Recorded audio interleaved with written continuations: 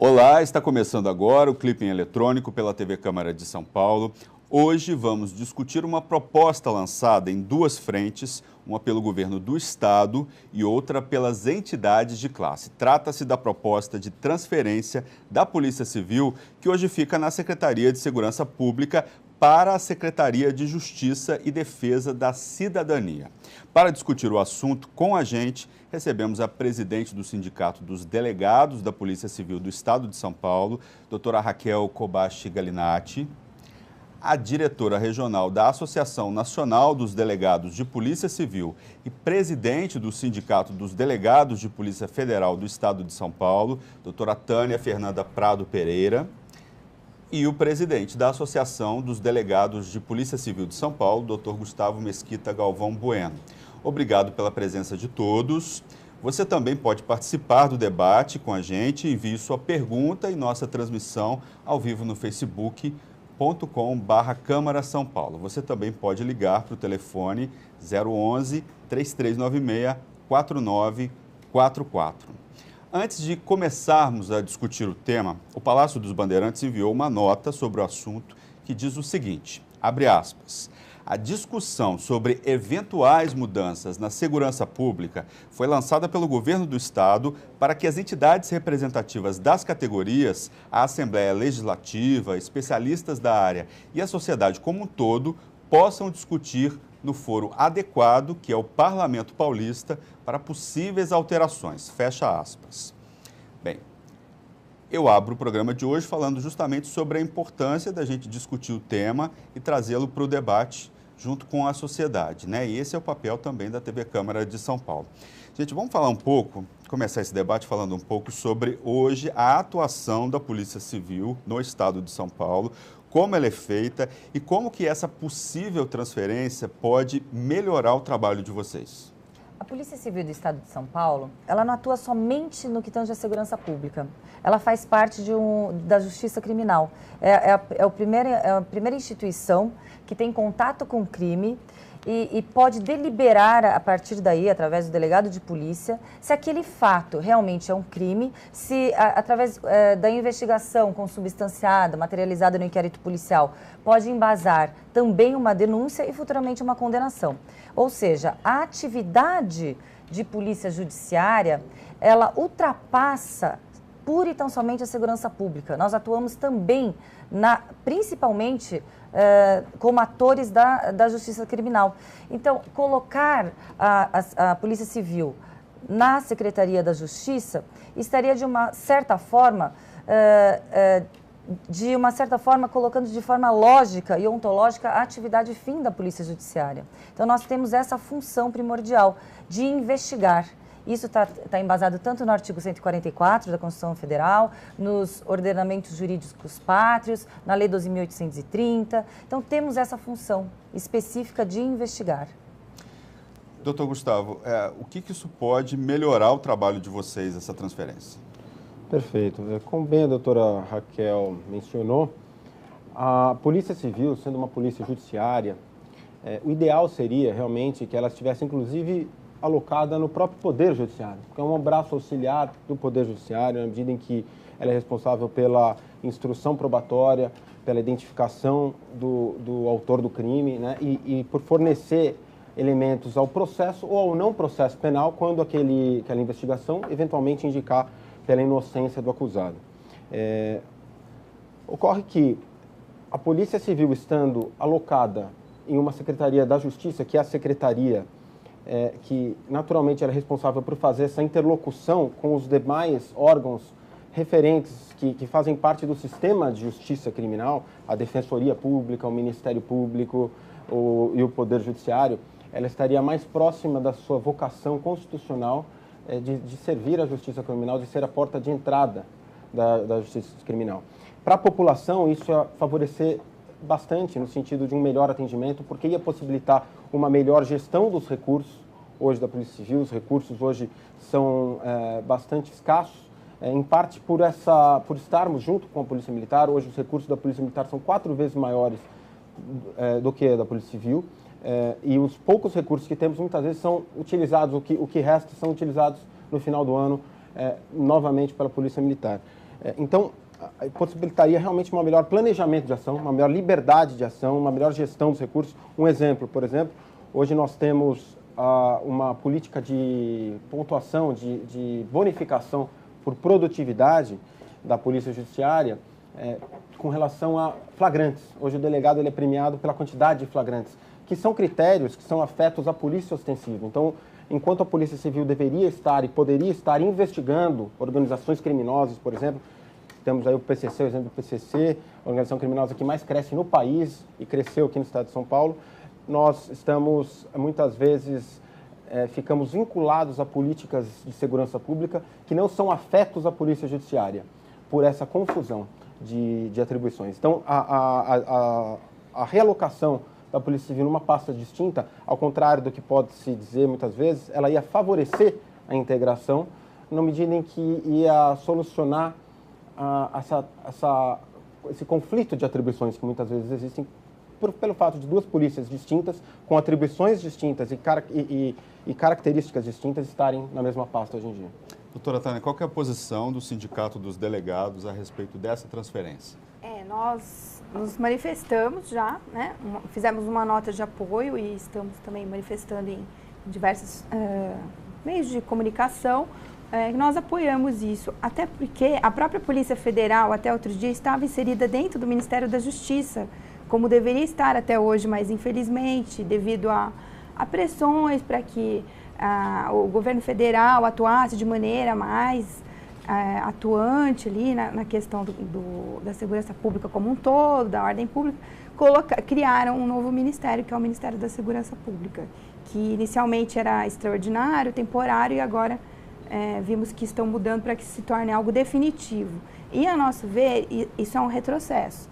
Então, por um lado, nós ficamos contentes de ver que há uma sinalização aqui no Estado de São Paulo para aperfeiçoar a questão da Polícia Judiciária, aqui da Polícia Civil, para que ela seja tratada como sempre deveria ter sido tratada, como um setor diferenciado, porque a Constituição ela é bem clara quando ela fala o papel de Polícia Judiciária, né, que tem as Polícias Civis e a Polícia Federal.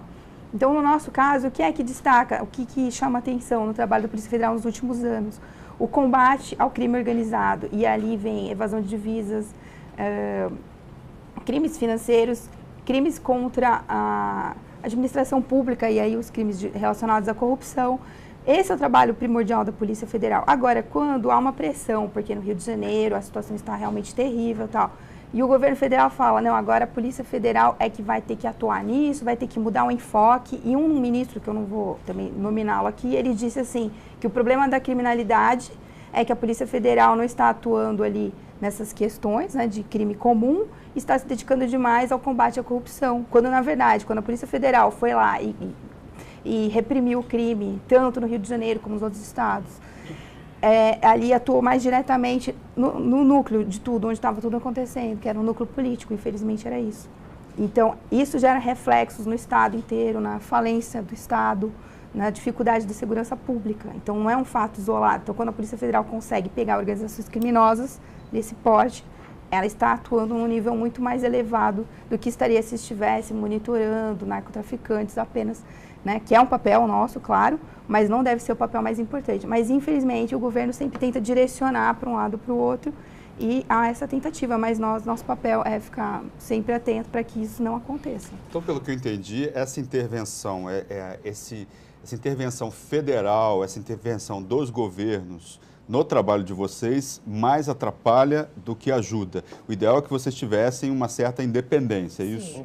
Não seria uma independência, seria uma autonomia institucional. As ingerências políticas em instituições de Estado simplesmente nos deixam suscetíveis, vulneráveis a escolhas políticas e muitas vezes equivocadas. O que vemos aqui até hoje no estado de São Paulo, há mais de 20, 25 anos, são sucessivas políticas e gestões equivocadas que colocaram a instituição Polícia Civil, uma instituição de Estado, nessa mazela, nessa desconstrução, nesse desmonte. E ainda falando sobre a atividade fim da Polícia Judiciária, Contextualizando de forma muito rápida, a Polícia Civil aqui no estado de São Paulo, ela nasceu em 1841, sendo que eram desembargadores ou juízes nomeados pelo imperador. O imperador nomeava desembargadores e juízes para a atividade do delegado de polícia. Ou seja, nasceu como uma polícia judiciária. Sempre, é a vocação exatamente. natural. Exatamente. E o que ocorre? Quando constatou-se que o Poder Judiciário, o juiz ou o desembargador, não dava para acumular duas funções, a parte pré-processual e a parte processual, foi quando, em 1842, nasceu a figura do delegado de polícia. E também coadunando falando de 1800, agora coadunando com o Estado Democrático de Direito, temos o artigo 37 da Constituição Federal. Dentre os princípios da administração pública, rege o quê? A eficiência. Criam-se autarquias justamente para quê? Para não serem generalistas e sim trabalhos específicos. E a Polícia Judiciária, ela estando na pasta do Ministério da Justiça, na pasta da Secretaria da Justiça, ela estaria de forma muito específica focando na sua atividade fim, sem com que outras instituições confundissem as suas atribuições constitucionais, que é o que ocorre hoje, muitas vezes de formas pontuais. Parece que outras instituições esquecem as suas atribuições, a sua atividade constitucional e tentam usurpar a atividade da Polícia Judiciária. Então, teríamos que desenhar, deixar bem delimitado e, dessa forma, só a população iria ganhar com um trabalho específico, gerenciado e muito bem coordenado dentro de uma especificidade, que é a investigação. Qual que é a avaliação de vocês sobre a atuação hoje da Polícia Civil no estado de São Paulo em termos de resolução de crimes? Ela é eficiente? Falta ainda avançar? Caiu o número de resoluções de crimes? Como é que está a situação? Dá um panorama para a gente, por favor. Perfeito.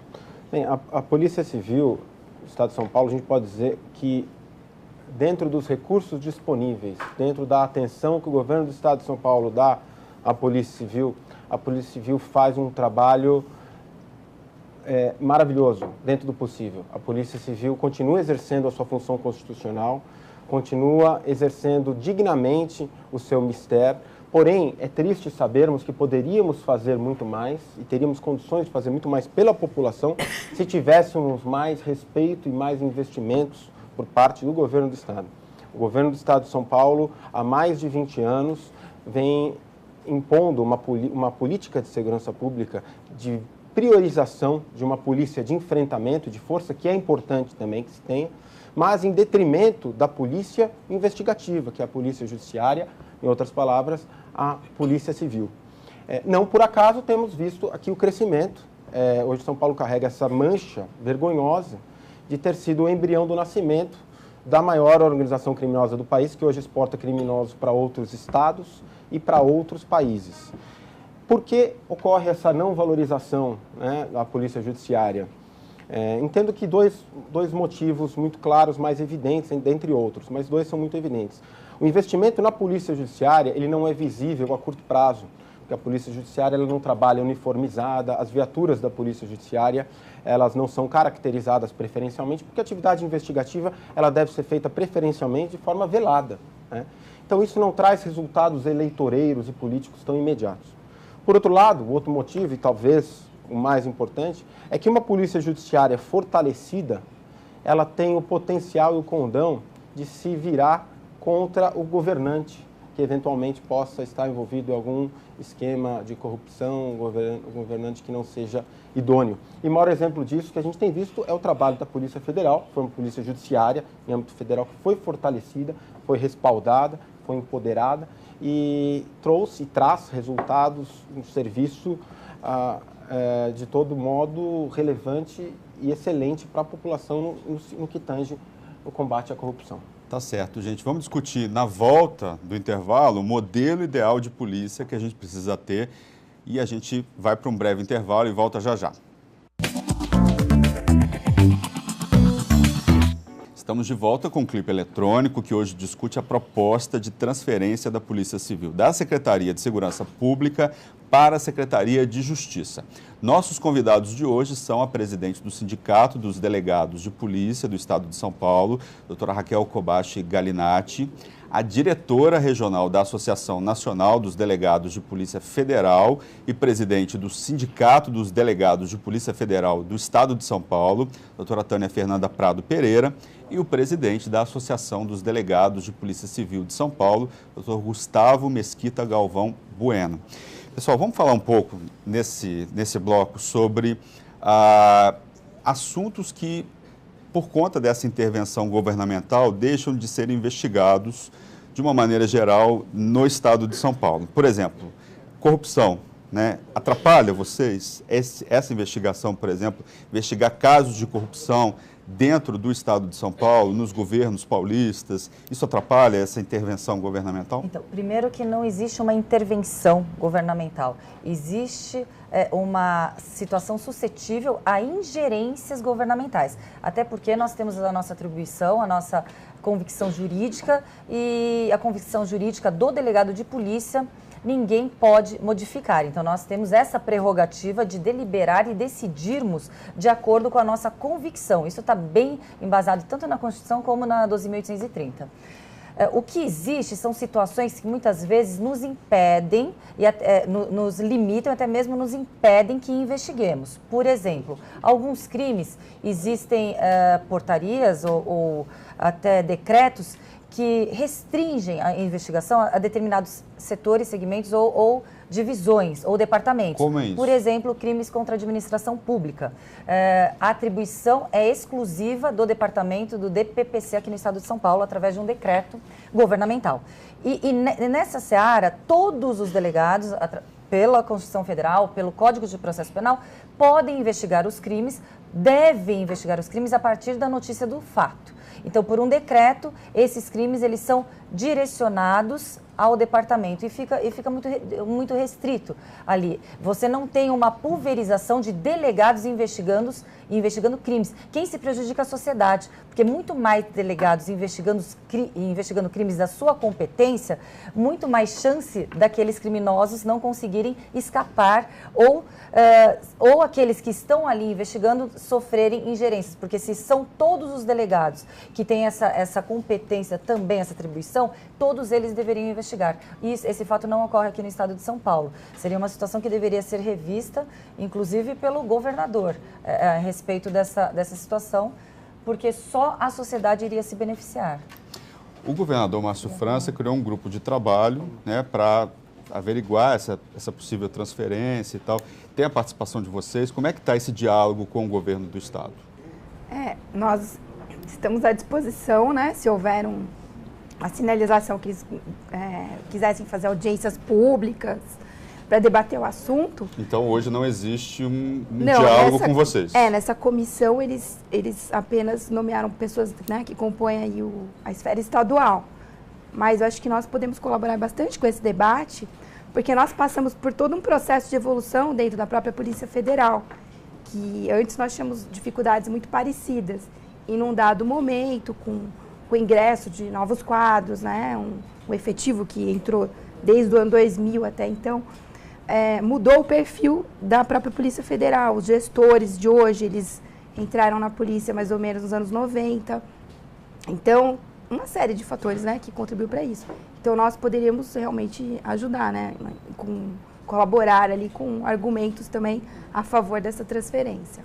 Então, Gustavo, a doutora Tânia falou de quadros de policiais e tal. Vocês hoje estão defasados? Isso também, essa mudança poderia ajudar vocês também? Qual que é a deficiência hoje de pessoal que vocês têm no quadro do Estado de São Paulo? Hoje, de acordo com o defasômetro do Sindicato dos Delegados de Polícia do Estado de São Paulo, nós temos um déficit de 12 mil policiais civis. Um pouquinho mais. Se a gente for considerar que nos últimos 20 anos a população paulista cresceu exponencialmente e o número de policiais decresceu, é fácil concluir que o que resta prejudicado é o serviço prestado. Não tem como prestar o mesmo serviço de maneira adequada. E o que a gente luta e pede é que realmente só os cargos que já existem é que sejam ocupados. Os cargos já estão criados. A gente não pede que se crie mais cargos. a gente pede apenas que esses cargos que já existem estejam ocupados para que o serviço à população seja prestado da melhor maneira.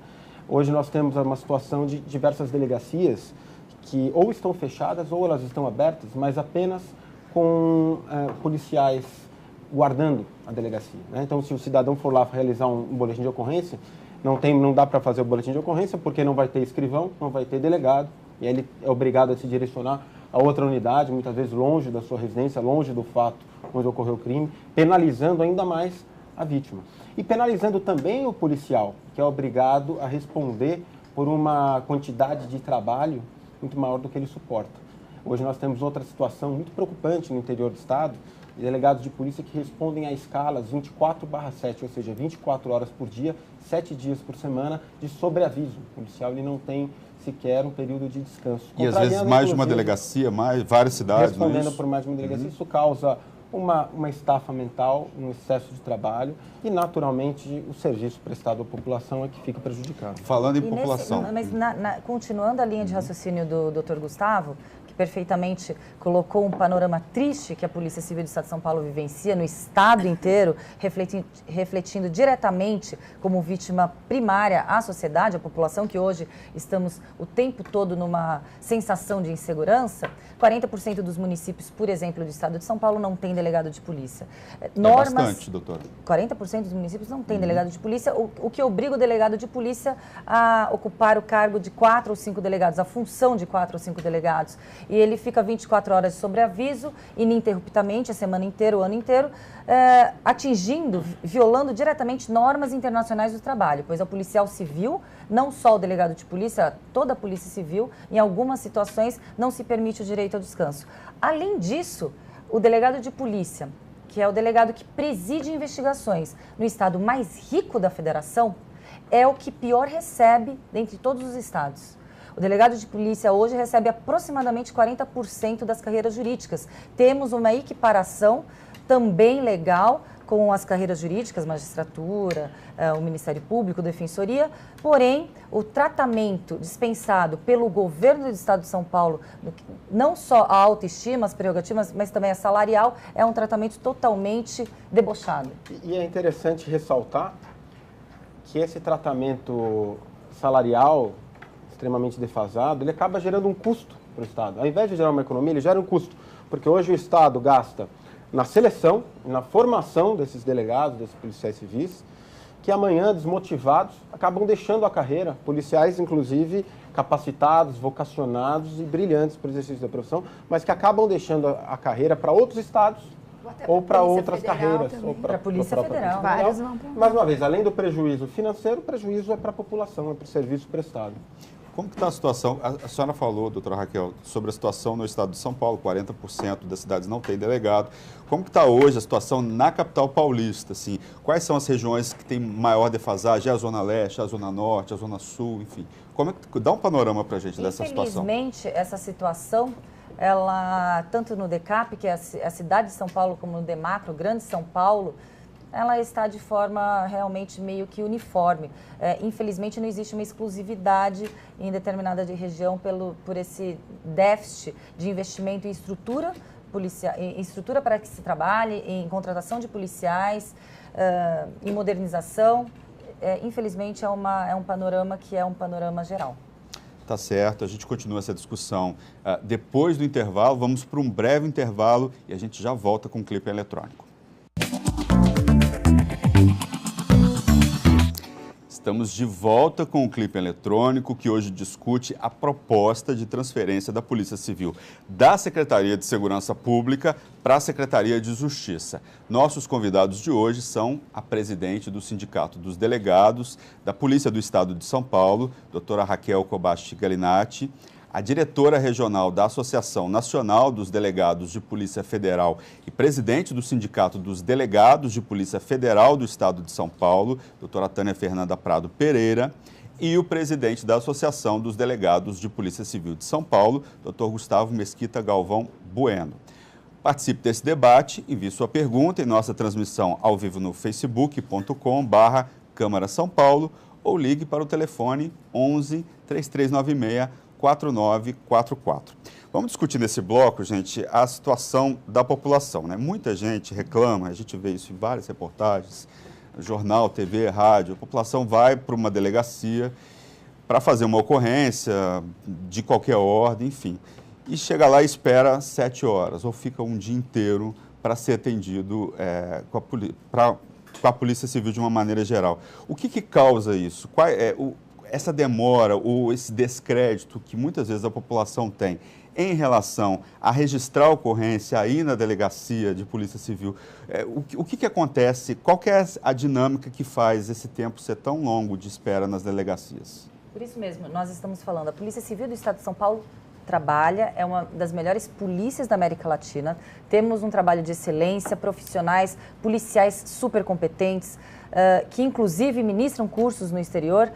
O que ocorre é que a Polícia Civil quer trabalhar. Muitas vezes, por ingerências e políticas equivocadas de governo, somos impedidos e até mesmo limitados e até mesmo impedidos de poder prestar o serviço para a população e para a sociedade. Então, quando aqui nós estamos falando que a Polícia Civil está sendo vítima de um processo de desmonte e sucateamento, que não é de agora, é de há mais de 20, 25 anos, nós não estamos com uma argumentação corporativista, nós estamos falando pelo bem da sociedade.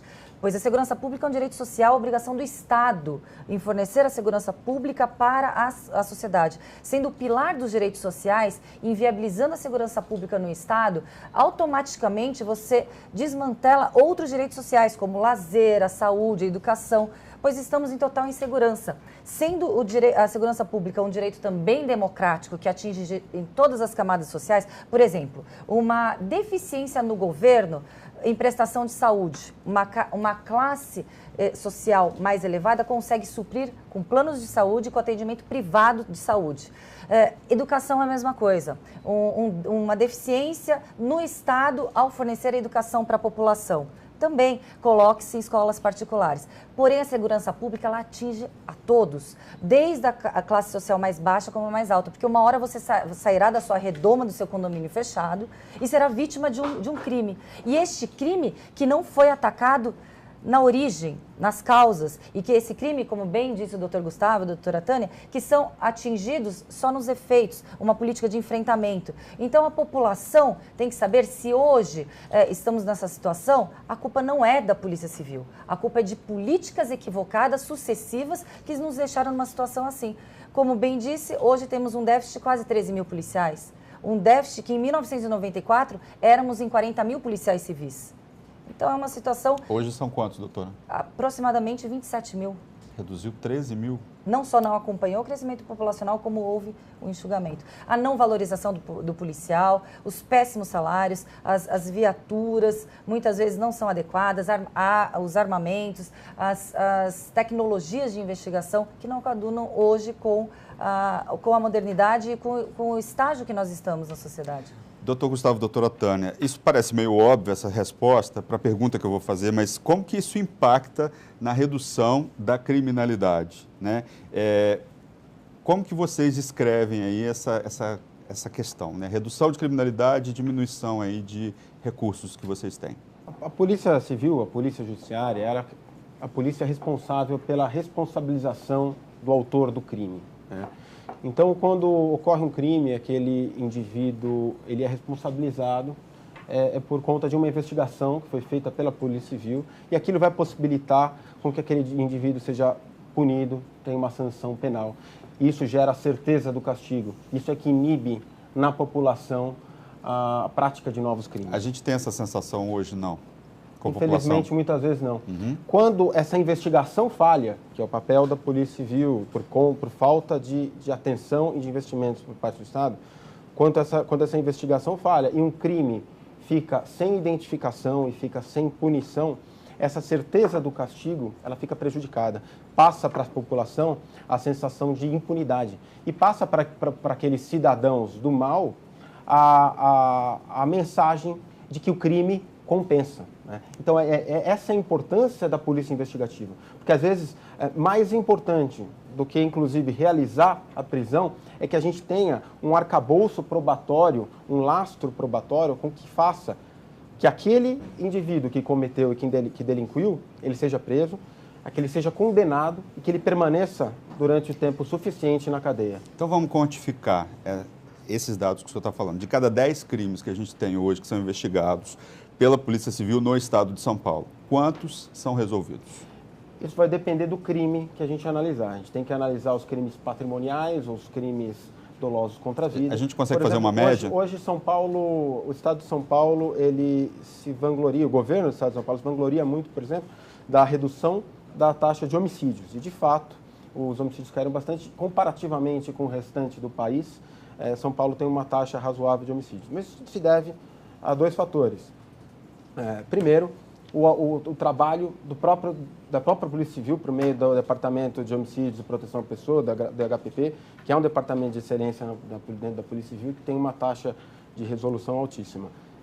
E depois também pelo próprio crime organizado. O fato do crime organizado ser forte no estado de São Paulo faz com que o homicídio seja baixo, porque o homicídio não é um crime economicamente interessante para o crime organizado. Tá, mas quantificando, o que a gente pode, em outros crimes, só pode falar para a gente assim, a porcentagem de resolução de casos? Em outros crimes vai depender especificamente, se a gente falar em latrocínio, se a gente falar em furto ou em outro delito patrimonial. Mas é importante que se diga também, muitas vezes se compara a taxa de resolução, a taxa de esclarecimento de crimes da Polícia Brasileira, da Polícia Civil Brasileira, com a Polícia Civil, por exemplo, do Reino Unido. Que é bem menor, a brasileira. Naturalmente, a taxa de resolução de crimes do Brasil vai ser menor, mas por quê? Por ineficiência da Polícia Civil ou por uma ineficiência do Estado na política de segurança pública que foi adotada, na falta de recursos de atenção à Polícia Judiciária. Se a gente analisar quantos crimes de latrocínio ocorreram no Reino Unido no ano, talvez não cheguem a 10, né?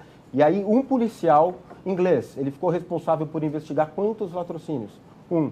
A população de lá é bem menor também. E se ele conseguir esclarecer aquele crime, ele vai ter uma taxa de 100%. Né? Por outro lado, aqui em São Paulo, quantos crimes, quantos latrocínios, quantos crimes cada policial civil é responsável por investigar no ano, né?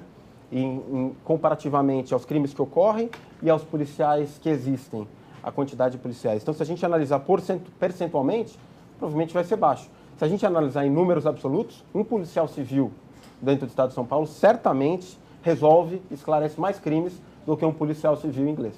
Doutora Tânia, e aí o sindicato, como que vocês ficam diante dessa sobrecarga em cima dos policiais? Como que vocês percebem o dia a dia? Enfim, como é que está a situação de vocês? Então, na Polícia Federal, nós enfrentamos problemas parecidos pela falta de concurso, pela falta de efetivo. Lembrando que em todo o território nacional temos aproximadamente 11 mil policiais federais, né? Entre eles o cargo de delegado. Então, é um efetivo muito pequeno. Vão abrir um concurso em breve, estamos aguardando isso ansiosamente, mas para poucas vagas, né? Não vão preencher, acho que nem 1/4 das vagas que nós temos em aberto. E aí, no dia a dia do policial, nós vemos colegas estressados, muitos com quadro de depressão, mas que não se entregam e continuam ali trabalhando, né? Porque se o policial se entregar ali, acho que a alegria dele muitas vezes é estar ali presente, convivendo com outros colegas e tudo.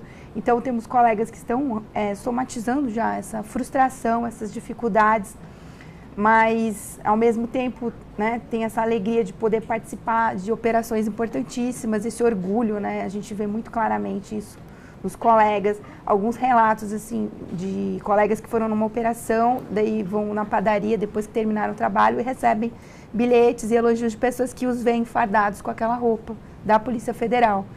Então, esse orgulho, eu acredito também é um orgulho de todo policial, né? O policial mesmo, o policial civil com todas essas dificuldades, tudo, quando se identifica ali nas investigações, nos casos. Hoje mesmo vi um caso aí bacana que teve da Polícia Civil.